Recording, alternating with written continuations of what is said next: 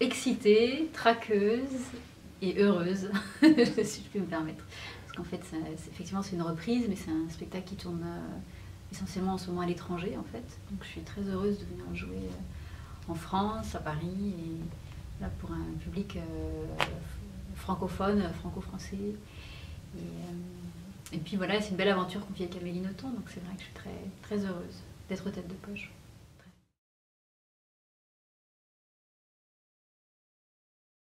Ah oui, je m'en souviens très bien. En fait, c'était un cadeau offert pour Noël 99, donc ça fait un petit moment. Et je me souviens avoir eu un choc à la fois autour de la langue d'Amélie Nothomb, en fait. Moi-même, j'étais jeune étudiante, et puis j'ai beaucoup ri, voilà, j'ai beaucoup ri. Oui, très rapidement. Je trouvais que c'était vraiment c'était en tous les cas une écriture qui pouvait être donnée sur scène. Autant parfois il y a des romans, on les lit pour soi, et c'est le plus intéressant d'ailleurs. Et parfois il y a des écritures qui passent la rampe. Moi je me suis dit, si je me suis autant régalée à le lire, j'ai vraiment gloussé de rire, si je peux me permettre, peut-être qu'il est possible de le partager en fait.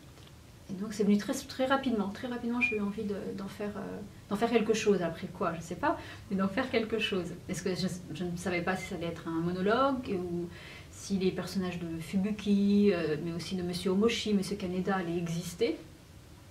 Et puis bon voilà, le processus de travail a fait que je me suis dit que c'était intéressant de tous les interpréter, quoi, plus ou moins.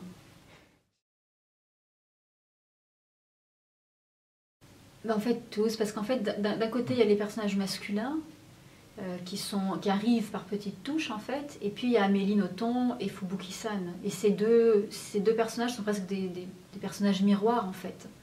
Parce elles sont tellement différentes culturellement, mais aussi physiquement, parce que Amélie Nothomb décrit Fubuki-san qui fait un peu plus d'1,80 m, ce qui est très rare pour une femme japonaise.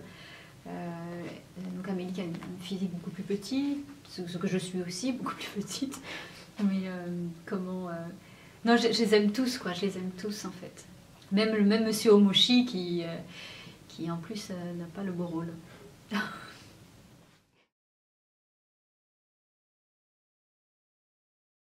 Je l'ai effectivement contacté, mais très rapidement, déjà à la lecture, je lui avais écrit une lettre en indiquant mon projet de faire un spectacle, et puis elle m'a téléphoné très, très rapidement et encouragée.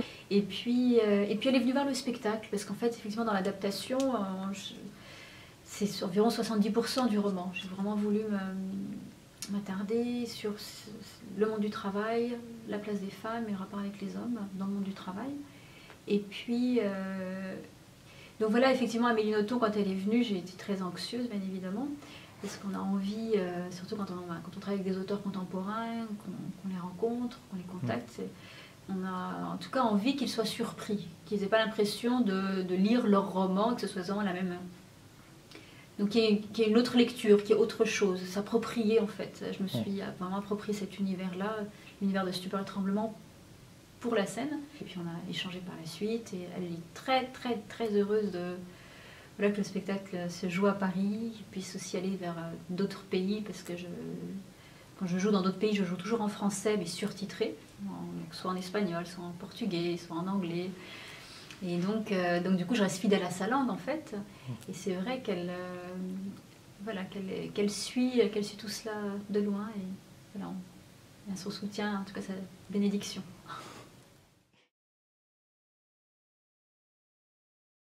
Ouais, c'est ça qui est étonnant, c'est que comment dire, à chaque fois c'est magique, puisque le public rit quand il y a des moments de la réaction et la rigolade, entre guillemets, ou alors il y a la tension. Or, s'il y a bien une chose, une tragédie, tout le monde s'accorde à dire que c'est tragique, mais le rire, on ne rit pas tous de la même chose culturellement. Donc c'est vrai que d'être au Brésil ou au Guatemala ou en Australie ou à d'autres ailleurs, et que le public est au rendez-vous et réagit aussi, c'est-à-dire que le public a aussi un rôle. Il n'y a pas de spectacle, il n'y a pas de public. Donc le public, c'est le dernier acteur agissant, et donc il joue sa partition, quelle que soit sa culture. c'est quelque chose de magique, vraiment magique. Je mesurais absolument pas que ce spectacle allait me faire, déjà me faire avancer moi-même, me faire rencontrer d'autres hommes, d'autres femmes, d'autres cultures. C'est, peut-être que je sais que maintenant que je mesure, que peut-être c'est vraiment en tout cas un des rendez-vous les plus importants de ma vie de comédienne. De ma vie de comédienne. Là, j'ai fait une tournée là dans une quinzaine de pays. L'année prochaine, il y a encore le Canada, les États-Unis en février. Donc c'est vrai que c'est assez troublant et je l'aime vraiment. Le jour où où j'arrêterai, parce il y a une fin à tout. Et puis il y a aussi d'autres aventures à vivre. Déjà aujourd'hui, j'en vis d'autres. Mais voilà, laisser la place.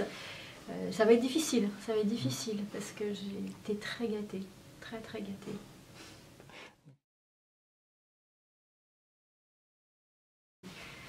Oui, et même là, pendant les 2 mois, il va se passer des choses aussi. C'est vrai que c'était en 2010, mais je l'ai très peu joué en France, en fait. Et je ne sais pas comment il va évoluer. C'est-à-dire quand on joue avec un surtitrage, le rythme est un petit peu plus lent, puisqu'il faut laisser le temps aussi de la lecture. Parce que c'est comme à l'opéra en surtitre en haut, en fait. Et donc, oui, il a bougé, même si on a l'impression que dans la forme, il y a 2 objets, une table, un mannequin. Qui représente Fubuki-san.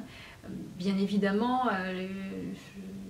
on s'épaissit, enfin voilà, forcément les choses bougent. Encore une fois, c'est ce que je vous disais, c'est vraiment un spectacle vivant.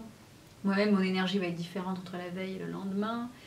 On est toujours aussi plein et riche de ce que le public nous a donné. Et puis il y a des moments où on dit, ah là, ça peut être plus léger. Et puis c'est le public qui nous oriente aussi. Hein.